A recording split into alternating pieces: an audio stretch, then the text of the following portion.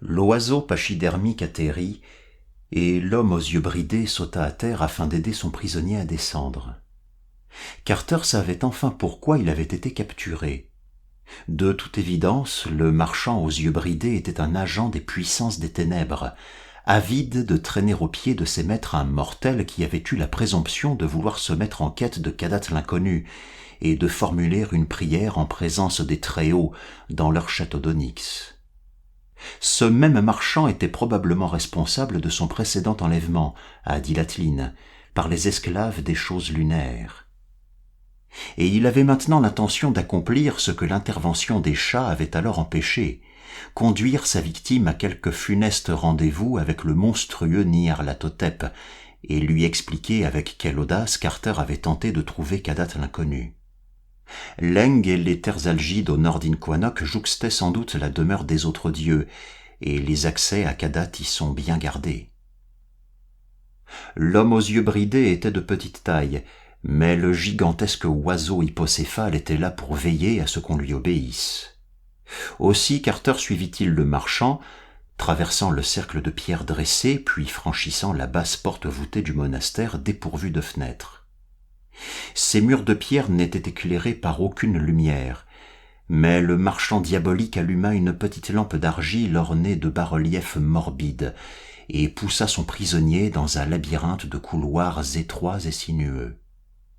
Sur les parois, d'épouvantables scènes plus anciennes que l'histoire étaient peintes dans un style inconnu des archéologues de la Terre. Après d'innombrables éternités, leurs pigments avaient gardé tout leur éclat, car la sécheresse et le froid du hideux plateau de Leng conservaient intactes moult choses primitives. Carter les aperçut fugitivement dans les rayons tremblotants de cette lampe falote et frissonna de terreur à la vue de ce qu'elle racontait. À travers ces fresques archaïques, c'étaient toutes les annales de Leng que l'on parcourait, et les quasi-humains à cornes, à sabots et à large bouche dansaient des sarabandes infernales dans des cités oubliées. On y voyait d'antiques guerres où les quasi-humains de Leng combattaient les araignées pourpres et boursouflées des vallées environnantes. On y voyait aussi des scènes représentant l'arrivée des galères noires descendues de la lune et la soumission du peuple de Leng aux blasphèmes polypeux et amorphes qui en étaient sortis en bondissant, en patouillant et en se tortillant. Ces blasphèmes visqueux, d'un blanc grisâtre, avaient été aussitôt adorés comme des dieux, et les quasi-humains ne se plaignirent jamais quand plusieurs de leurs meilleurs mâles parmi les plus gros furent emmenés au loin, dans les galères noires. Les monstrueuses bêtes lunaires avaient établi leur campement sur une île déchiquetée, en pleine mer, et Carter comprit en voyant les fresques qu'il s'agissait purement et simplement du rocher solitaire et sans nom qu'il avait aperçu alors qu'il voguait vers Inquanok, ce maudit rocher gris que les marins d'Inquanok évitaient, et d'où montaient toute la nuit d'épouvantables hurlements. Sur ces fresques était également représenté le gigantesque port qui tenait lieu de capitale aux quasi-humains. Cette prodigieuse cité, fièrement dressée entre des falaises et des quais de basalte, était constellée de piliers, de temples incroyablement élevés et de places décorées de sculptures. D'immenses jardins et des avenues bordées de colonnes menaient depuis le pied des falaises et de 6 portes couronnées d'un sphinx jusqu'à une vaste place centrale, où une paire de gigantesques lions ailés gardait l'entrée d'un escalier souterrain. Ces formidables félidés étaient fréquemment répétés sur la fresque, avec leurs puissants flancs de diorite qui luisaient dans la pâleur crépusculaire des jours et la phosphorescence nébuleuse des nuits. Et comme Carter passait devant leurs multiples images, il comprit enfin ce qu'étaient ces lions et cette cité que les quasi-humains avaient dirigée dans la lointaine Antiquité, bien avant l'arrivée des galères noires. Aucune erreur n'était possible, car les légendes des contrées du rêve sont abondantes et prodigues d'informations. Indubitablement, cette cité primitive n'était pas moins réelle que la sarcomande des contes et légendes, dont les ruines blanchissaient déjà depuis 1 million d'années lorsque le premier véritable être humain avait vu le jour, et dont les titanesques lions jumeaux gardent pour l'éternité les marches qui descendent des contrées du rêve vers le grand abîme. D'autres fresques représentaient les pics grises et décharnés qui séparent l'Eng d'Inquanoc et les monstrueux oiseaux chantac qui y bâtissent leur nid sur les corniches à mi-pente. On y voyait également les curieuses cavernes situées près des sommets les plus élevés, que fuyaient à tire-d'aile et à grand renfort de cris même les plus courageux chantac. Carter avait aperçu ces cavernes au cours de son survol et remarqué combien elles ressemblaient à celles d'une granec. Il savait à présent que cette similitude n'était pas le fruit du hasard, car les fresques révélaient leurs effrayants habitants. Or, ces créatures à corps caoutchouteux, ailes de chauve-souris, cornes recourbées, queues barbelées et pattes préhensibles ne lui étaient pas inconnues. Il avait déjà rencontré ces silencieux chiroptères, dénués d'esprit et aux serres d'acier, ces sentinelles du grand abîme que craignent même les Très-Hauts, et dont le seigneur n'est pas Nyarlathotep, mais le vénérable Nodens. Car il s'agissait des redoutables maigres-bêtes de la nuit, qui jamais ne sourient ni ne rient, parce qu'elles n'ont pas de visage, et qui voltigent inlassablement dans les ténèbres séparant la vallée de Pnot des passages menant vers le monde extérieur. Le marchand aux yeux bridés venait de pousser Carter dans un grand espace voûté aux murs ornés de bas-reliefs choquants, au centre duquel béait une fosse circulaire entourée par 6 autels de pierre souillés d'horribles taches. Aucune lumière n'éclairait cette vaste crypte à la puanteur infernale, et la petite lampe du sinistre marchand brillotait si faiblement qu'elle ne la dévoilait que de façon très graduelle. À l'extrême opposé s'élevait une estrade de pierre à laquelle 5 marches permettaient d'accéder. Là, sur un trône d'or, était assise une silhouette balourde vêtue d'une robe de soie jaune à impression rouge et au visage dissimulé par un masque de soie jaune. L'homme aux yeux bridés adressa certains signes des mains à cet être dissimulé par les ombres, lequel lui répondit en prenant dans ses pattes gainées de soie une flûte d'ivoire hideusement sculptée, dont il tira des sons répugnants sous son masque jaune ondoyant.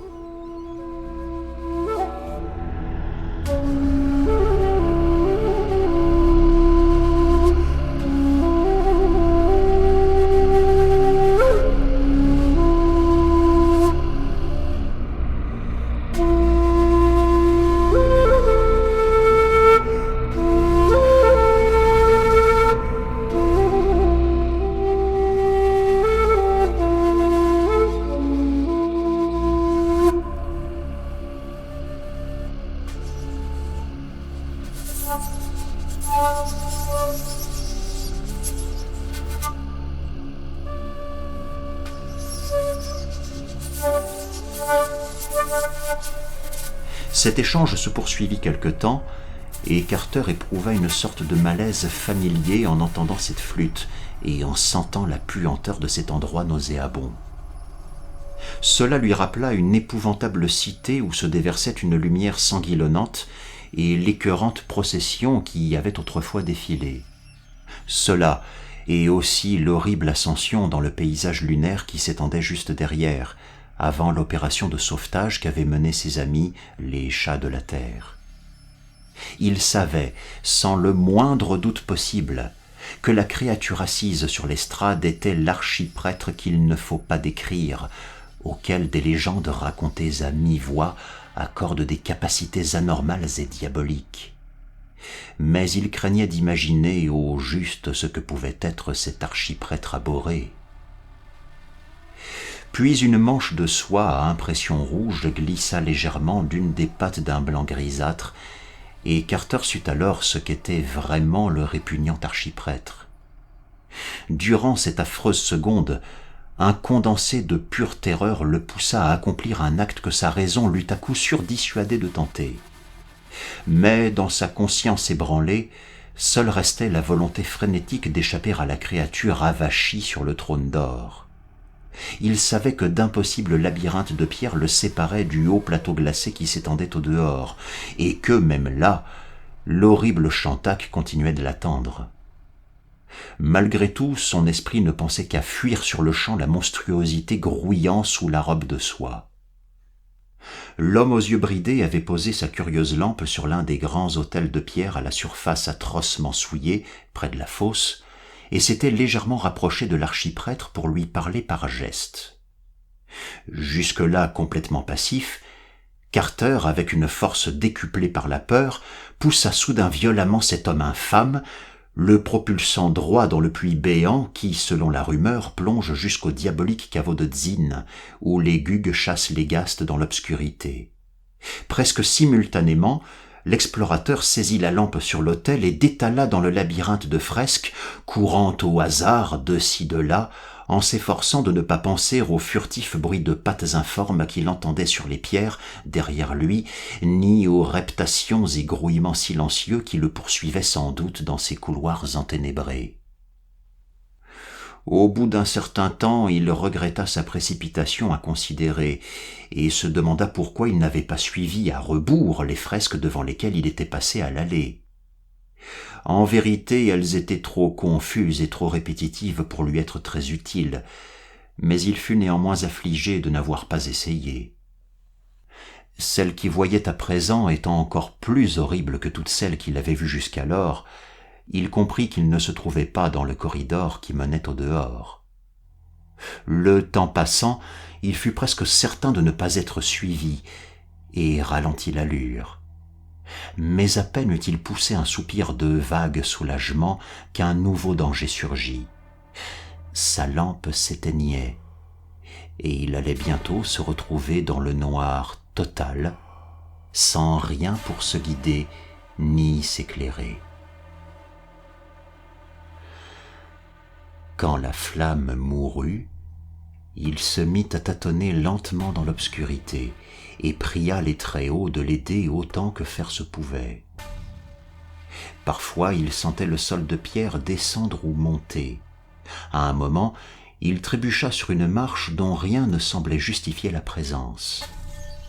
Plus il s'enfonçait, plus le décor devenait humide, et quand il rencontrait un embranchement ou un passage latéral, il choisissait toujours le chemin qui descendait le moins. Il estimait cependant qu'il descendait bel et bien. L'odeur de caveau, les incrustations sur les murs et le sol graisseux, tout lui criait qu'il s'enfonçait profondément sous le malsain plateau de Leng. Mais rien ne l'avertit de la chose qui finit par surgir, sinon la chose elle-même, avec son cortège de terreur, de surprise et de stupéfiant chaos.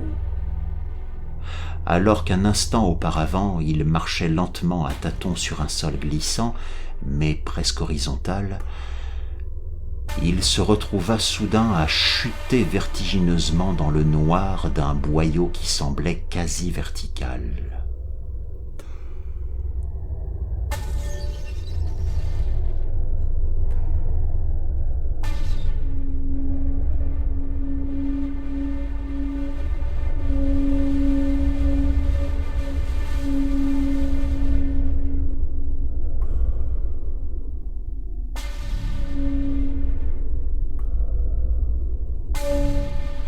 Combien de temps dura cette affreuse glissade ? Il ne devait jamais le savoir avec certitude, mais elle lui sembla durer pendant des heures, où la nausée délirante le disputait à la frénésie extatique. Puis il se rendit compte qu'il s'était immobilisé, et aperçut au-dessus de lui la lueur malsaine des nuages phosphorescents de la nuit septentrionale. Autour de lui, il ne voyait que murs éboulés et colonnes brisées. Les pavés sur lesquels il gisait étaient fendus par les mauvaises herbes, soulevés par des racines et quantité d'arbustes. Derrière lui, une falaise de basalte montait à pic vers l'infini. Des scènes abominables étaient sculptées sur sa paroi noire percée d'une entrée voûtée, ornée de bas-reliefs, donnant accès aux ténèbres intérieures qu'il avait recrachées. Devant lui s'étendaient des rangées doubles de piliers, ainsi que des débris et des socles de piliers, témoins d'une large avenue disparue. Aux urnes et aux bassins qui bordaient cette voie, il comprit qu'elle avait dû autrefois traverser des jardins. À son extrémité la plus éloignée, les piliers s'écartaient pour donner naissance à une immense place circulaire, et dans ce cercle ouvert émergèrent indistinctement gigantesques sous les épouvantables nuages nocturnes, deux choses monstrueuses. Une paire de gigantesques lions de diorite ailée, qui paraissaient escorter les ténèbres et les ombres. D'une bonne vingtaine de pieds de hauteur, ils dressaient leurs têtes grotesques et intactes, mais c'est inutilement qu'ils montraient les crocs aux ruines qui les entouraient. Carter n'eut aucun mal à les reconnaître, car les légendes ne mentionnent qu'une seule paire de félidés. Ces lions étaient les immuables gardiens du grand abîme. En vérité, ces ruines enténébrées étaient bien celles de la Sarcomande originelle. Carter commença par bloquer et barricader la porte voûtée qui s'ouvrait dans la falaise, en se servant des blocs de pierre qui en avaient échu et des débris bizarres qui gisaient çà et là. Il n'avait nulle envie d'être poursuivi depuis le haïssable monastère de Leng, car il aurait déjà suffisamment à faire avec les dangers dressés sur sa route. Il n'avait aucune idée du chemin qui, depuis Sarcomande, permettait de regagner les régions habitées des contrées du rêve. Et il n'avait pas grand-chose à gagner à descendre jusqu'aux grottes des Ghouls, puisqu'il savait désormais qu'elles n'étaient pas mieux informées que lui. Ignorant comment rallier Sarcomande pour rentrer chez elle, les trois Ghouls qui l'avaient aidé à traverser la cité des Gugs pour rejoindre le monde extérieur avaient compté se renseigner auprès de vieux marchands à Dilatlin. La perspective de s'aventurer à nouveau dans le monde souterrain des Gugs et de se risquer une fois de plus dans cette infernale tour de côte dont l'escalier cyclopéen mène au bois enchanté ne le réjouissait pas outre mesure. Cependant, il pressentait qu'il n'y échapperait pas si tout le reste échouait. Il n'osait pas continuer sans aide son périple à travers le plateau de Leng, par-delà le monastère solitaire. Les émissaires de l'archiprêtre étaient sans doute nombreux, sans compter qu'à la fin du voyage, il lui faudrait certainement affronter les Shantak, et peut-être pire encore. S'il parvenait à prendre un bateau, il pourrait voguer jusqu'à Inquanok en doublant le hideux rocher déchiqueté qui se dresse sur la mer, car les fresques primitives du labyrinthe montraient que cet horrible endroit était situé non loin des quais de basalte de Sarcomande. Mais il avait peu de chance de mettre la main sur un bateau dans cette cité inhabitée depuis des éternités, et il voyait encore moins comment il pourrait en fabriquer un. Telles étaient les pensées de Randolph Carter lorsqu'il se rendit compte d'un changement dans le décor. Durant tout ce temps, l'immensité cadavérique de la légendaire Sarcomande s'était étendue devant lui, avec ses piliers noirs et brisés, ses portes autrefois couronnées d'un sphinx, à présent éboulées, ses pierres titanesques et ses monstrueux lions ailés qui se découpaient sur la lueur malsaine des nuages phosphorescents. Mais à présent il distinguait dans le lointain, sur sa droite, une lueur qui ne pouvait être celle des nuages. Il sut alors qu'il n'était pas seul dans le silence de cette défunte cité. La lueur s'élevait et retombait capricieusement, en projetant de vacillants reflets verdâtres qui n'avaient rien de rassurant. Lorsqu'il s'en approcha furtivement, après avoir descendu une rue jonchée de débris et s'être glissé à travers quelques fissures dans les murs éboulés, l'observateur comprit qu'il s'agissait d'un feu de camp allumé près des quais, autour duquel de nombreuses silhouettes sombres s'étaient regroupées. Une odeur de mort pesait sur elle comme un couvercle. Juste derrière clapotaient les eaux huileuses du port où un grand navire se balançait à l'ancre. Carter s'immobilisa, en proie à une terreur absolue, car ce navire était effectivement l'une des affreuses galères noires lunaires. Puis, alors qu'il s'apprêtait à s'éloigner furtivement de cette flamme abominable, il vit les formes sombres s'agiter et entendit un bruit singulier, éminemment reconnaissable. C'était le bêlement terrifié d'une goule, qui, l'instant suivant, se mua en un véritable chœur d'angoisse. En sécurité à l'ombre des ruines monstrueuses, Carter permit à sa curiosité de l'emporter sur sa peur, et rampa vers les quais au lieu de battre en retraite. À un moment, il dut se tortiller à plat ventre comme un asticot pour traverser une rue à découvert. Plus loin, Il dut se relever pour éviter de faire du bruit sur des monceaux de marbre brisé. Mais il se sortit victorieux de ce parcours périlleux et trouva rapidement un poste d'observation derrière un pilier titanesque d'où il put étudier l'intégralité de cette scène baignée d'une lueur verdâtre.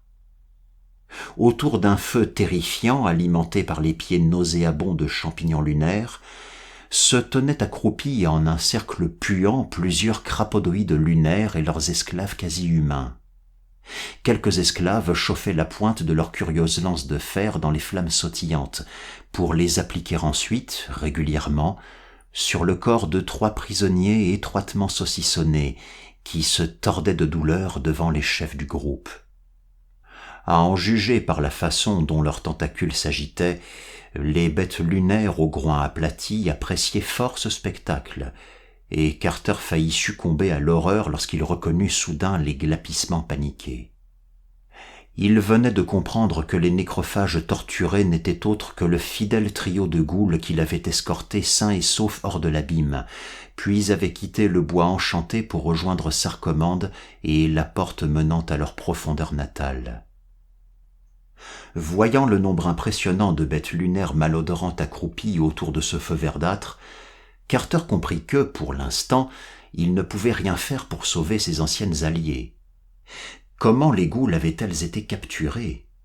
Sans doute les blasphèmes crapaudiformes les avaient-ils entendus, à Dilatline, s'enquérir du chemin de Sarcomande, et avaient-ils voulu les empêcher de s'approcher autant du détestable plateau de Leng et de l'archiprêtre qu'il ne faut pas décrire.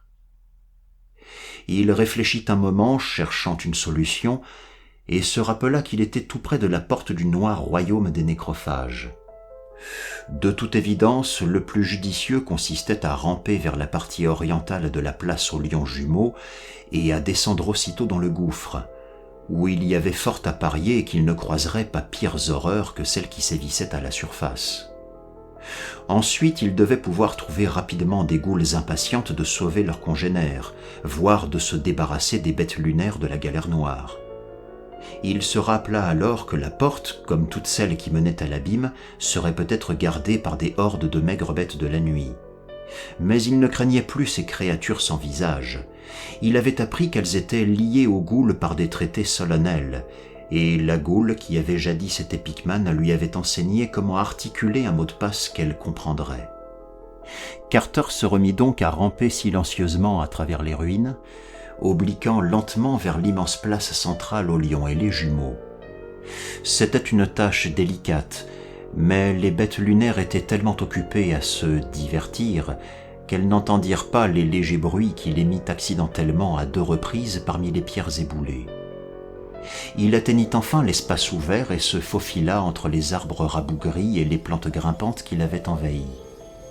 Les lions gigantesques émergèrent au-dessus de lui, terrifiants et détourés par la lueur malsaine des nuages phosphorescents, mais il continua d'avancer vaillamment et les contourna afin de les avoir en face de lui, sachant qu'ainsi il apercevrait la formidable obscurité dont ils avaient la garde. Distants de 10 pieds l'un de l'autre, les félidés de diorite au visage moqueur se morfondaient sur des piédestaux cyclopéens aux flancs incrustés de bas-reliefs effrayants. Entre eux s'étendait une cour dallée dont l'espace central avait jadis été ceint d'une balustrade d'onyx. Un puits noir s'ouvrait au milieu de cette place, et Carter comprit qu'il venait d'atteindre le gouffre béant dont les marches de pierre, encroûtées et moisies, plongeaient vers les cryptes du cauchemar.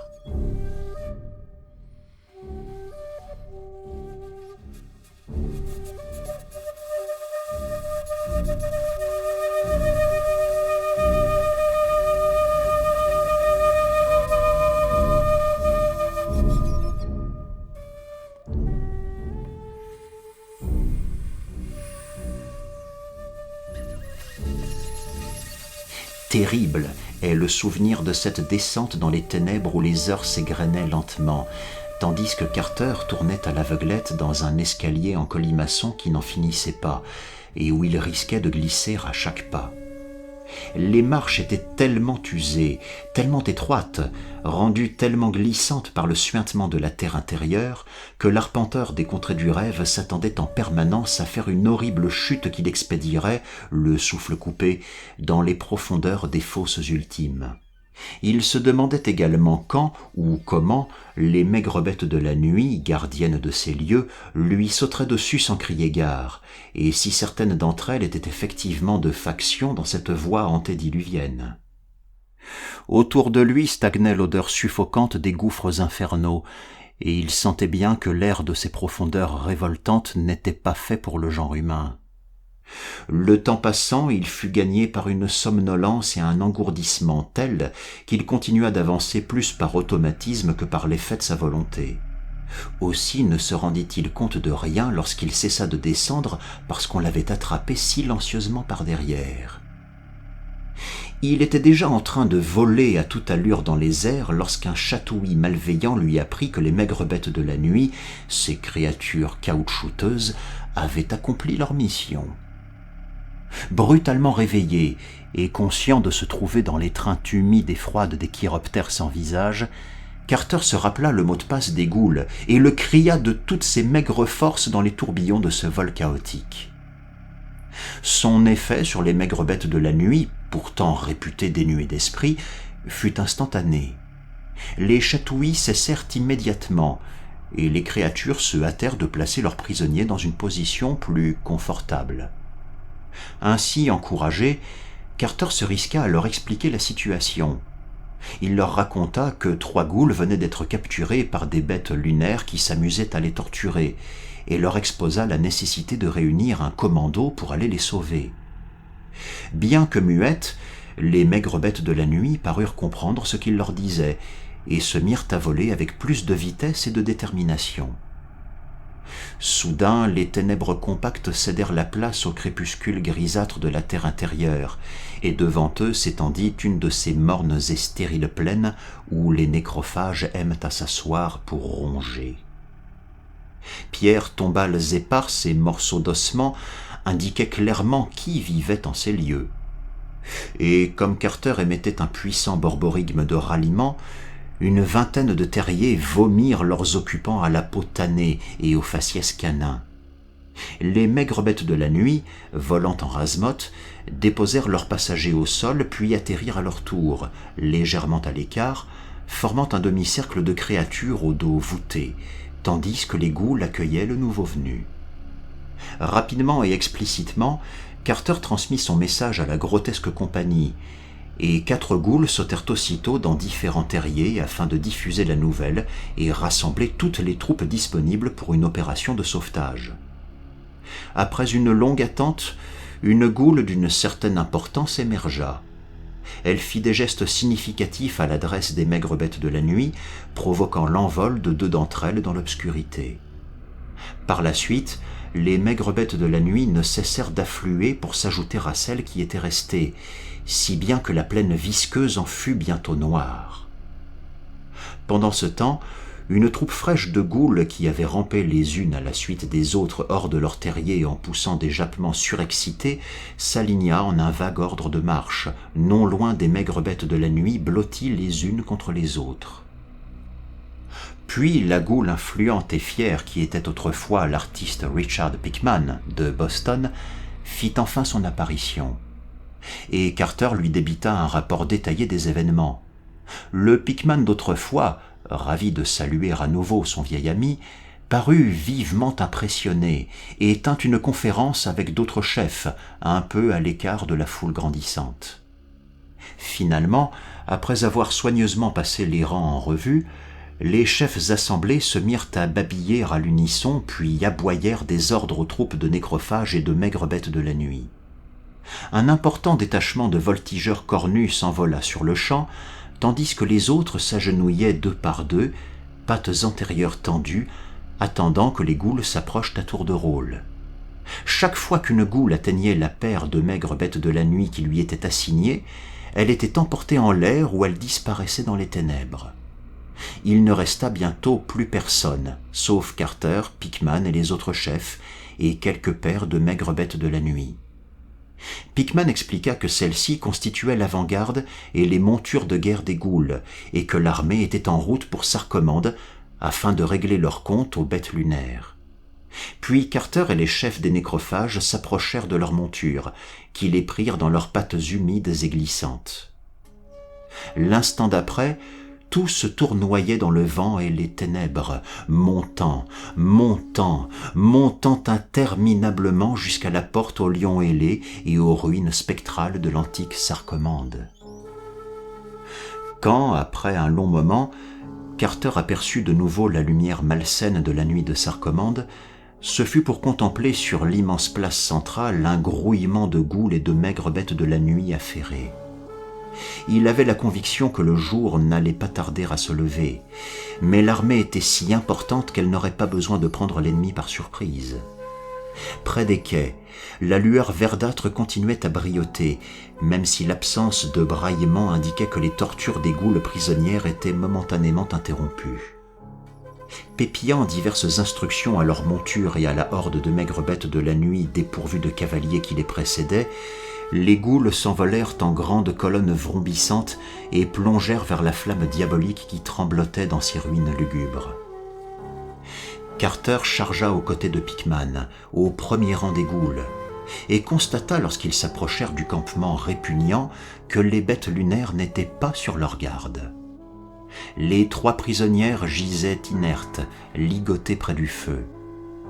Les esclaves quasi-humains étaient endormis, tout comme les sentinelles, négligeant une tâche qui, dans ce royaume, avait dû leur paraître totalement superflue.